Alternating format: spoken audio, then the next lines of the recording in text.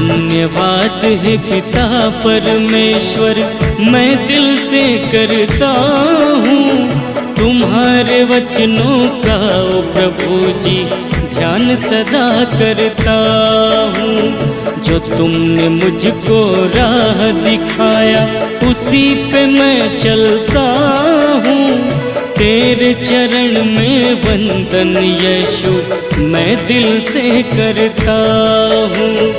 धन्यवाद है पिता परमेश्वर मैं दिल से करता हूँ, तुम्हारे वचनों का ओ प्रभु जी ध्यान सदा करता हूँ।